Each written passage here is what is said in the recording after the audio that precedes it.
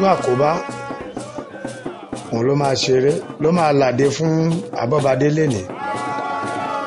Àná ni eré tí a ò tán yẹn. Èní ọjọ́ Sunday lẹ́yìn tá a ṣe àìsùnmọ́jú. Akoba Egun Akoba là ń retí tó máa jáde báyìí. Ànírà Akoba o. Egun ọba elect ti jẹ òdòdó. Ọmọ páwọn jẹ òdòdó ọmọ Oniba Ekun ni wọ́n. Àti ń sọ tipẹ́. Àwọn ọmọ jẹ òdòdó. Àwọn lẹ́rí tán ti ń kọrin yìí. Wọ́n ti ń retí Egun Akoba. Òun ló máa làdé fún Egun Abọ́badé tó máa ṣeré nírọ̀lẹ́ ní Egun bàbá ọba. Mọ̀jírí Ismaila ọmọọba elect Mọ̀rí Ahmed ọmọọba elect ti jẹ́ òdòdó.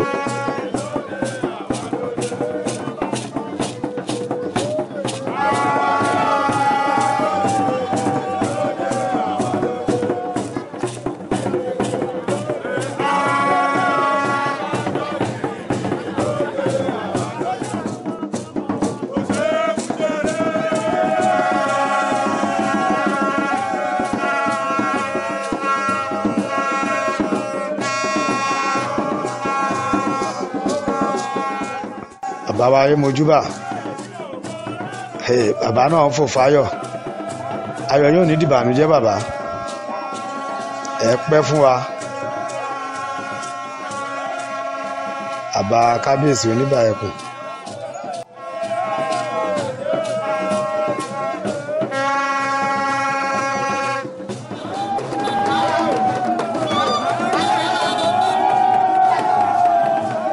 Akoba làwọn olókè yìí o Egun Akoba ilé bàbá ayémojúbà ni Akoba ló ti ń jáde bọ̀ yìí ibẹ̀ ló ti jáde.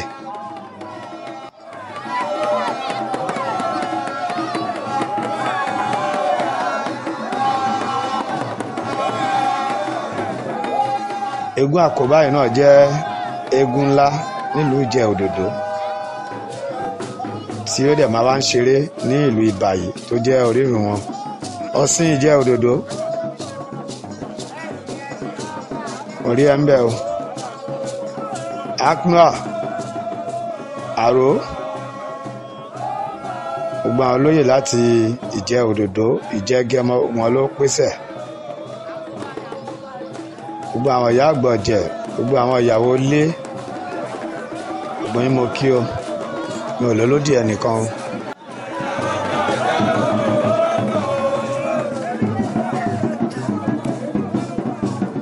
Egun ló ń forí balẹ̀ fún bàbá wa ayémojúbà yìí.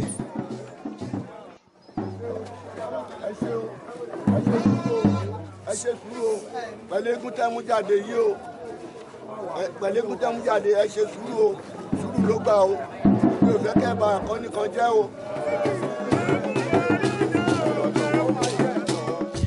Lẹ́yìn tí bàbá wa ayémojúbà tó ń fún àwọn eégún yìí ní ọfún eégún yìí ní kìlọ̀ pẹ̀lú àwọn tó tẹ̀lé wọ́n tún wá fún lówó kán ṣe sùúrù o.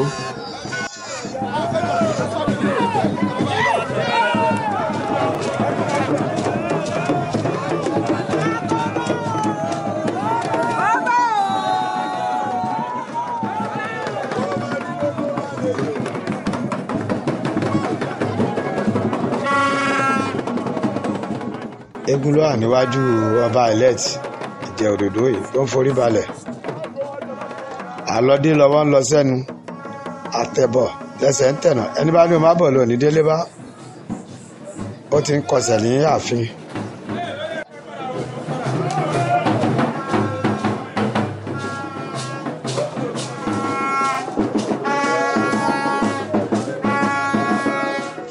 Kábíyèsí Oniba Ekun kábíyèsí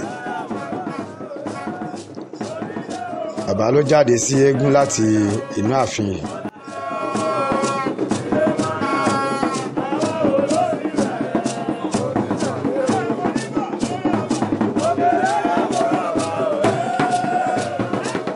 Mo jẹ́rìí Oniba Ekun bàbá àfẹsẹ̀rájò ṣáá ni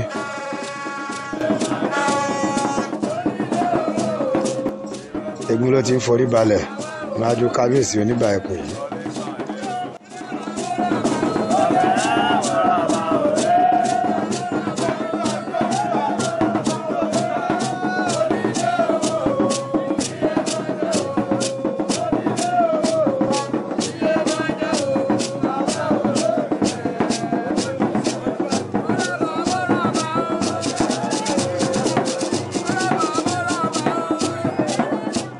àrò olóyè aláṣẹ akínwá hotel mọ̀rí ẹ̀mbẹ̀ ojúróore mọ́rákínrógun tàwídì ọmọ òdòdó.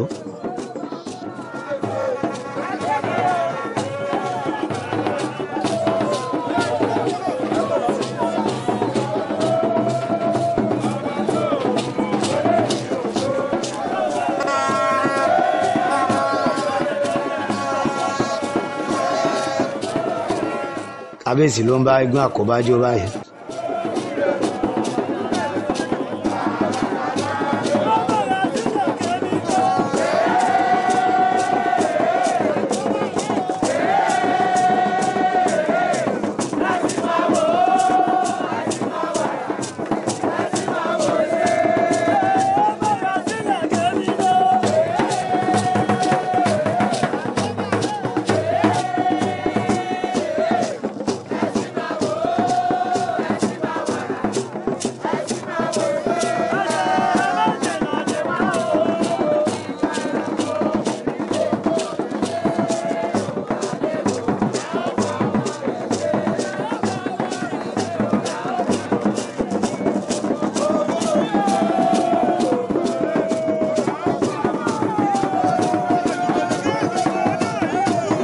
Oniba Ekun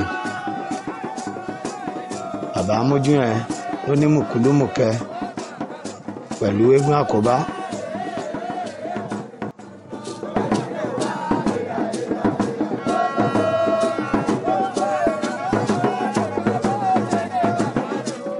bẹ́ẹ̀ ni ọ̀wàrà ló ń sọgi sí bẹ̀m̀bẹ́.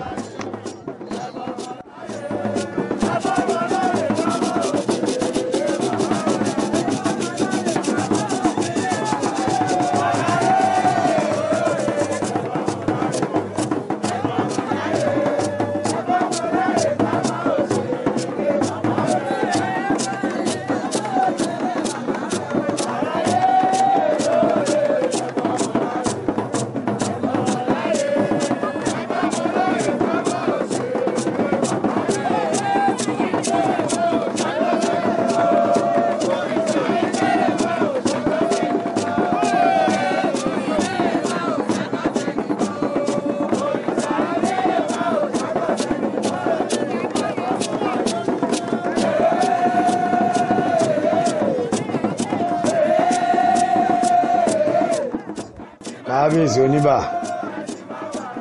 bàbá ẹ máa ṣe pẹ̀lẹ́pẹ̀lẹ́.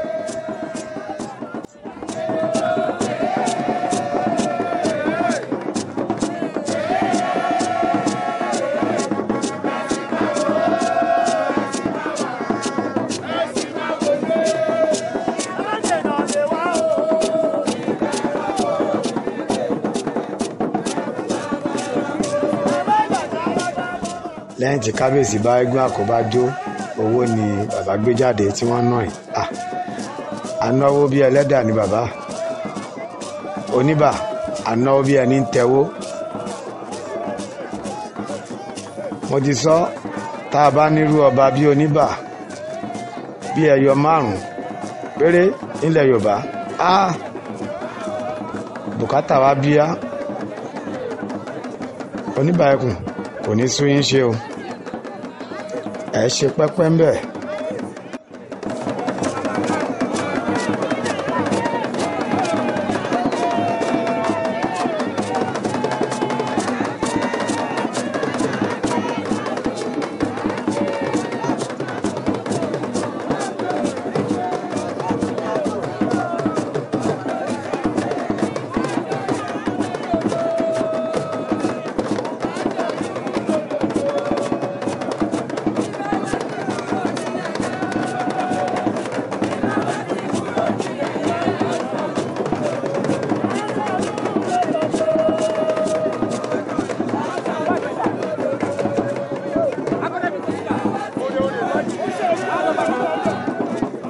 tí bàbá náà bọ́ọ̀dù kan ọdún ti gbé mi béèlì mi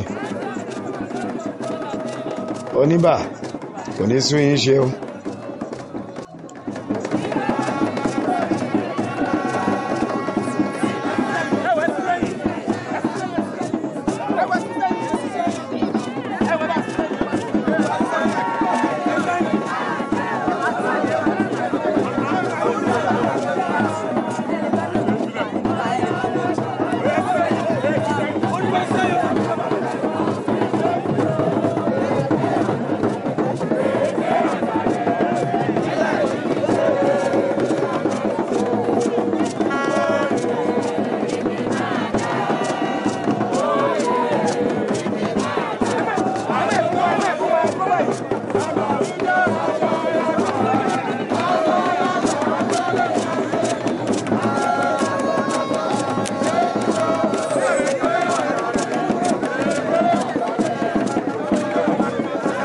Odidi ẹran àgbò ní kábíyèsí Oniba ni wọ́n fà fún Akoba báyìí. Wọ́n ní mo fún ẹ máa mú lọ. Wọ́n tún gbé kátọ̀nù lọ́ọ̀dù wọ́n tún gbé fún wọn pẹ̀lú lẹ́yìn gbogbo owó tí kábíyèsí Oniba ti ná. ṣẹ́ríkì mo sọ bẹ́ẹ̀ lẹ́ẹ̀kan pé tá a bá nírú ọba bíi Oniba Ekun tó bá tó 5 sí 10 nílẹ̀ Yorùbá mo mọ̀ pé gbogbo ẹ̀ á tún dẹrùn jù báyìí lọ, ṣùgbọ́n lógo Ọlọ́run Oniba kò ní sún yín ṣe. Ọba ẹlẹ́tì náà ló tún fún àwọn ìyàwó lé lówó yìí. Àkóyí olódòdó Àkóyí náà náwó.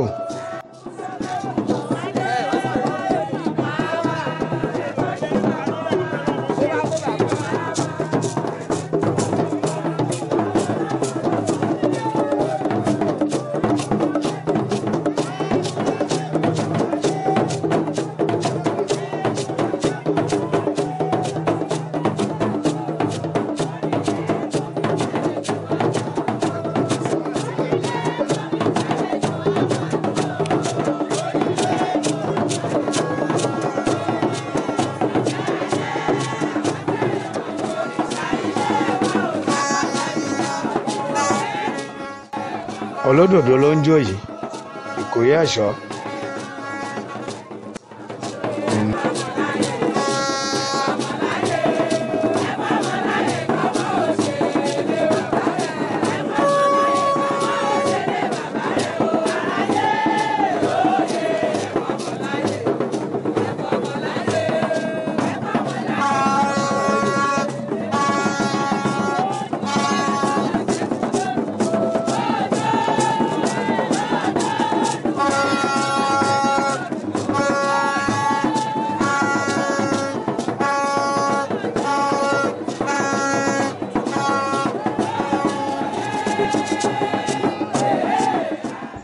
Owó ni wọ́n tún fún àwọn ọmọ ilé yìí.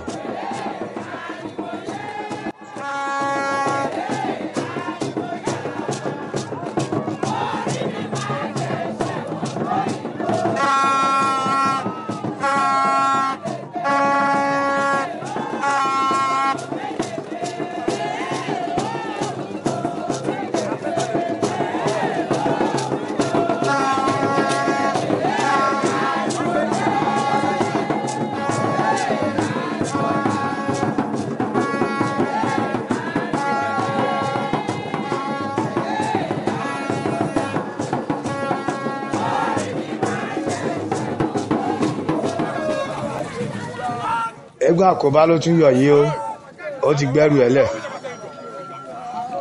Ẹ bá wòrìn eégún yẹn ti rí pé eégún tó jẹ́ oníjàgídíjàgan ni, eégún tó ń ṣiro ni. Mo rántí tẹ́gùn ìbá jáde níjẹ̀ òdòdó. Nǹkan ni ó ti wà ní ojú èṣù tó ti ń kọsẹ̀. Akoba gáfárà tẹ́ bá ti gbọ́rúkọ ẹ̀ wọ́n ní sọ fún yín kẹ́ tó họ.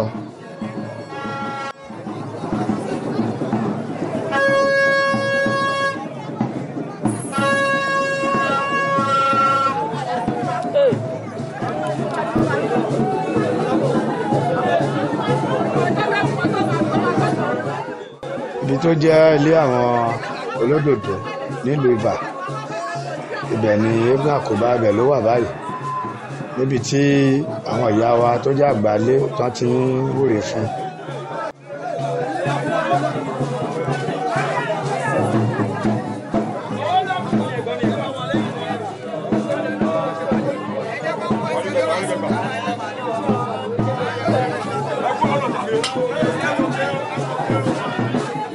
Àwọn ló ti ń kọsẹ̀ ní orírun wọn yìí.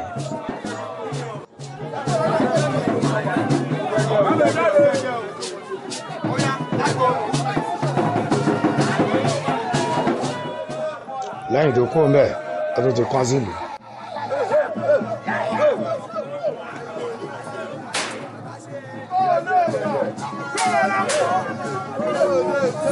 Orí ti kọsẹ̀. Alhaji Lukman Elanke, ẹ kú àdúró tí Oniba Ekun.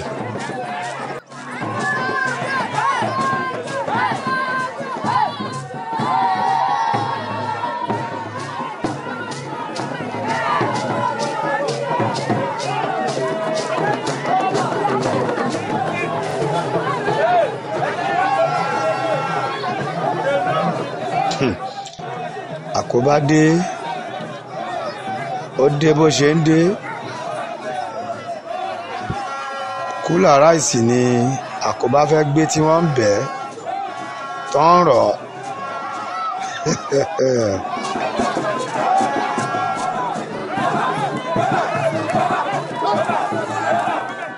Akoba la rí tí wọ́n ń bẹ̀ yìí. Egun ńlá tó tóbi láàyè dó fún. Ọ̀kọ̀ọ̀kan abìjà lẹ́rọ à ń lébọ̀ lẹ́yìn, jagunlabi ń lára wájú.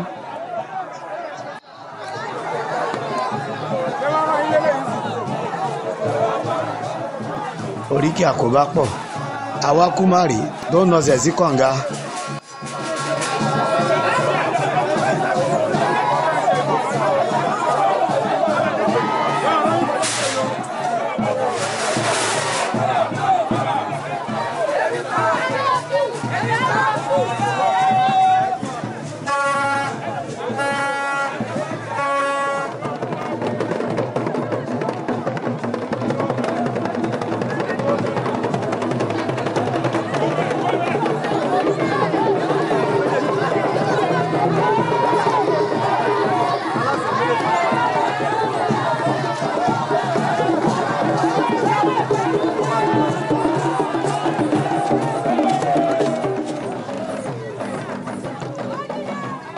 Baálẹ̀ Jagẹmọ, ẹ kú àdúró tí o.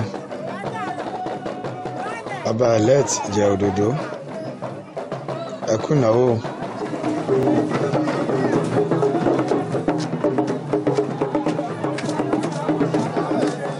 Di ojú òòṣà ọba lúayé, ibẹ̀ ni Akoba ti lọ kọsẹ̀ tó kó yìí.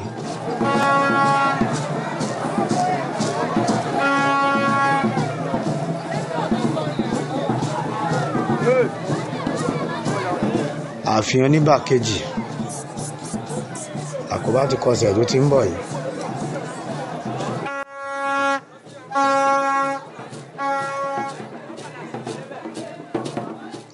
Ibà dùn ìgbà, ó dùn ìgbà.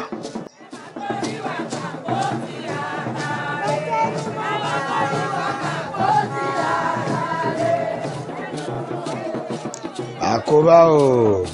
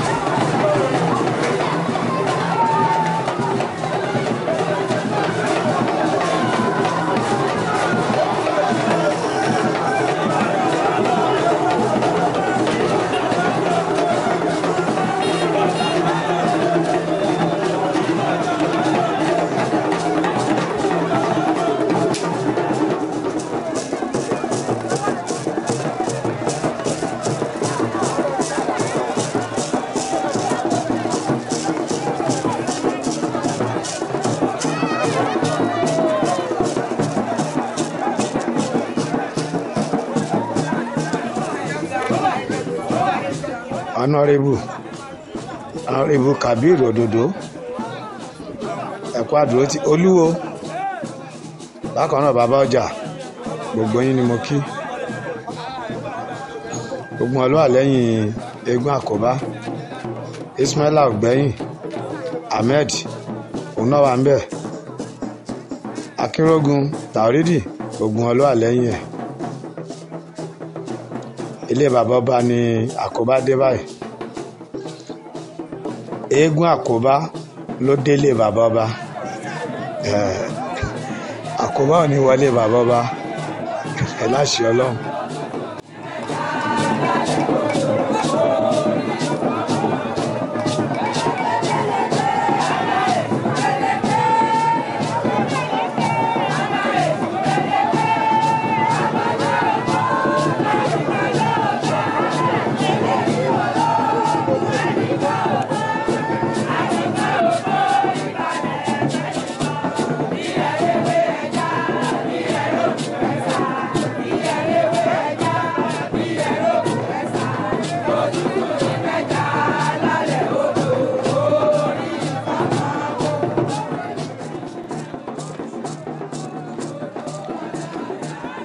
Bàbá Akífà sí ṣẹ́kínní àti délẹ̀ ọba elect tí jẹ́ Òdòdó àwọn ló ń fẹsẹ̀ rájò yìí ilé bàbá ọba Oniba Ekun bí aláṣẹwà báyìí o ibi tí Egun Akoba ló ti wá ṣe lẹ́ńbẹ̀rún sí bàbá ọba Oniba Ekun Honorable tó ń ṣọ́ ara ọ̀ bàbá àgbàlagbà bàbá ló jáde.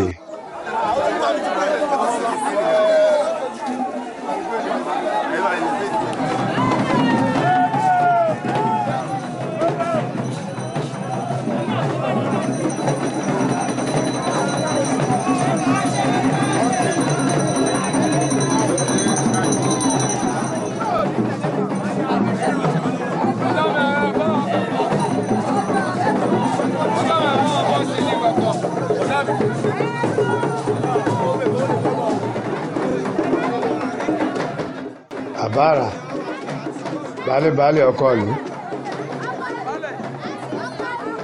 baálẹ̀ ló ń há bisikíìtì ni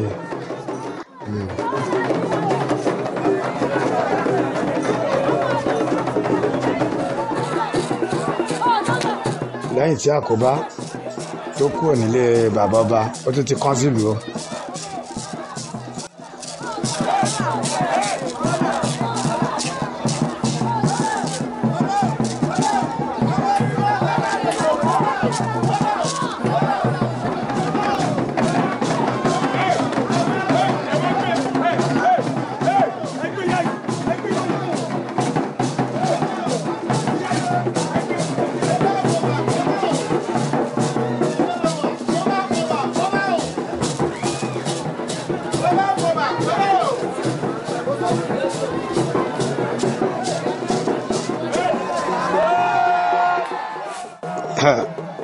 Akoba dé o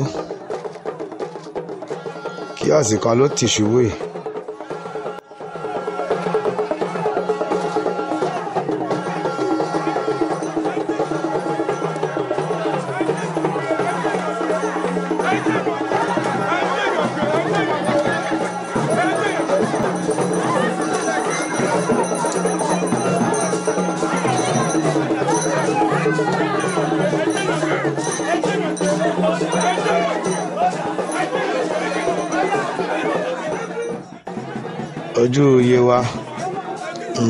ojúbọ Yewa ibẹ̀ ni Akoba ti lọ kọsẹ̀ yìí.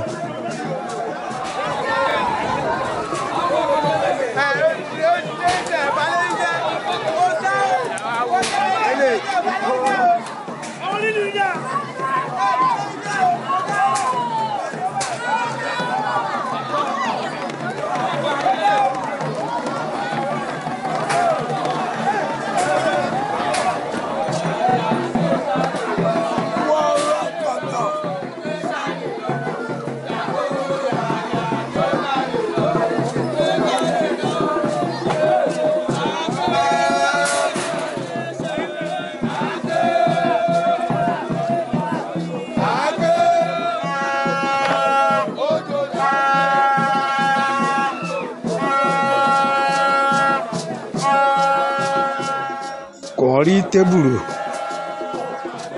lórí ìdúró báyìí á ti ṣubú ṣáá ni àti kíọ̀sì àti tébù.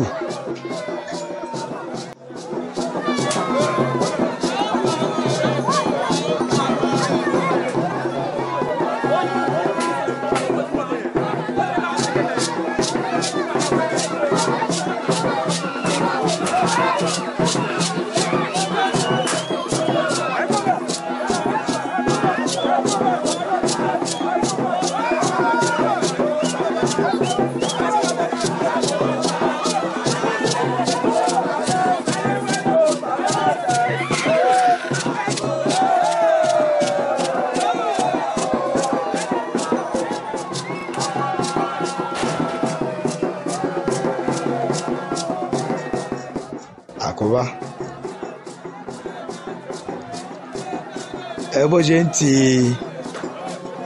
àwọn tébù yìí bá rí tébù kan lórí ìdúró ó mọ dúró bí tó wà yìí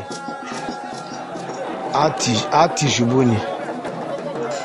Ẹ̀bẹ̀ ló pọ̀, Àkóbá máa ń wọlé ni àrà tí eégún Àkóbá máa ń dá òun lẹ̀ ń wò yìí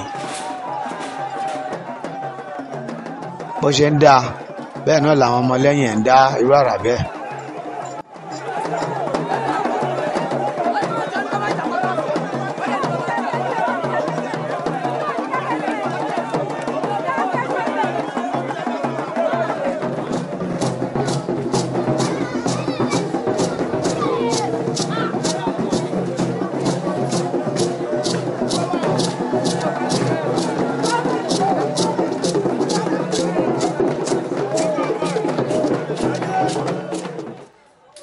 Sẹ́kẹ́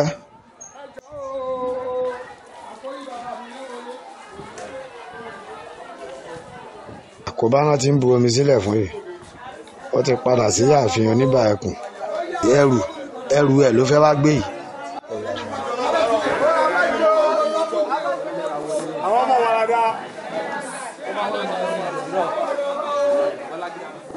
Ó ti gbé ẹrù ẹ̀ báyìí.